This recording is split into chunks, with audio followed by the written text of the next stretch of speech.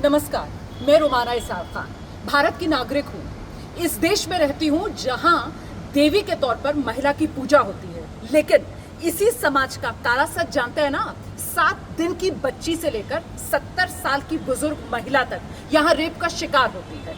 आंकड़ा सुनिए, आपकी आंखें खोलने के लिए आंकड़ा बता रही हूँ। एक दिन में इस देश में 86 रेप होते हैं। 1 घंटे में इस देश में 2 से 3 रेप हो रहे होते हैं। और ऐसे में जब एक खबर आती है, और वो खबर कौन सी है? नीतीश कुमार ने मंच से बिहार में एक मुस्लिम महिला का हिजाब खींचा।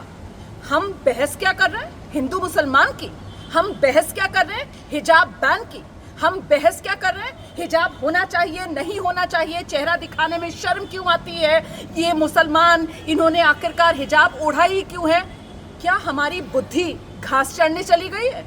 ये मामला सिर्फ और सिर्फ महिला सम्मान से जुड़ा हुआ है। याद है आपको अमिताभ बच्चन की एक फिल्म आई थी, नाम था पिंक, और उसमें था एक डायलॉग, और डायलॉग था नो मीन्स नो। उस नो का मतलब आप समझते हैं क्या था? वो नो का मतलब था महिला की कंसेंट, महिला की मर्जी।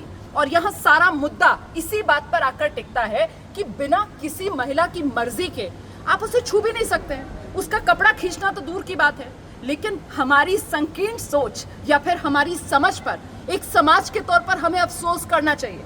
हमें सामूहिक तौर पर इसका शोक मनाना चाहिए कि हम महिला सम्मान, महिला सुरक्षा, सारे मुद्दों पर पानी फेरते हुए बहस को ले आए हिंदू मुस्लिम, कोरी हिंदू मुस्लिम बहस। और कश्मीर से लेकर बिहार तक सियासत का यही मिजाज है। वहां कश्मीर में महबूबा मुफ्ती की पार्टी इल्तिजा मुफ्ती वो पहुंच गई थाने में नीतीश कुमार के खिलाफ शिकायत देने के लिए। और इधर देखिए अब क्या हो रहा है, गिरिराज सिंह केंद्रीय मंत्री हैं कहने को तो, लेकिन जब भी बात कट्टरता की आती है तो उनके बयान पूरी तरीके से कट्टर बयान सामने आते हैं निकलकर। जब ये खबर सामने आई कि वो महिला डॉक्टर उसने नौकरी करने से इनकार कर दिया, तो बड़े आराम से कहकर चले गए कि जहन्नुम में जाए।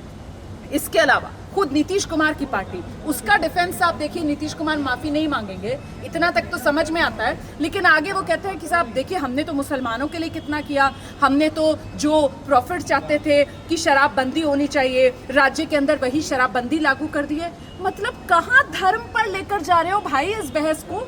राजनीतिक रोटियां सेकने के लिए अगर नेता इस बहस को धर्म तक लेकर जा रहे हैं फिर भी समझ में आता है।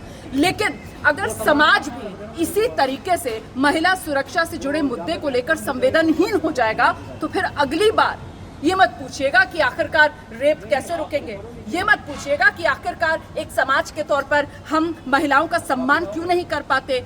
क्योंकि अफसोस होता है बार बार जब खबरें आती है ना कि बिकनी अगर कोई महिला पहने तो उस पर भी आपत्ति हो जाती है, बिकनी क्यों पहनी है। हिजाब अगर कोई महिला लगाए उस पर भी आपत्ति हो जाती है, हिजाब क्यों पहन लिया है। दरअसल ये सारी की सारी जो परेशानी है वो इस बात से है कि महिला अपनी मर्जी कैसे चला सकती है।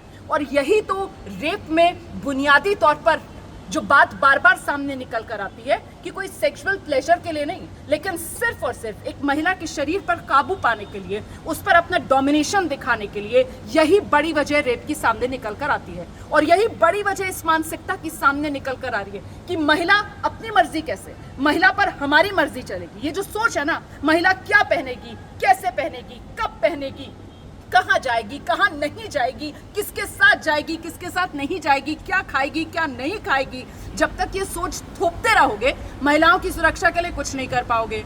मैं महिलावादी हूँ, मैं मुसलमान हूँ, मैं हिजाब नहीं लगाती हूँ और ना मैं हिजाब का समर्थन करती हूँ। लेकिन नीतीश कुमार ने जो महिला के साथ किया वो सिर्फ और सिर्फ जानकारी के तौर पर, भले ही आप कह लीजिए कि मुस्लिम महिला थी और उसका हिजाब खींचा, जबकि जानकारी से इतर इसमें खबर यह है कि बिना मर्जी के एक महिला का कपड़ा नीतीश कुमार ने खींचा।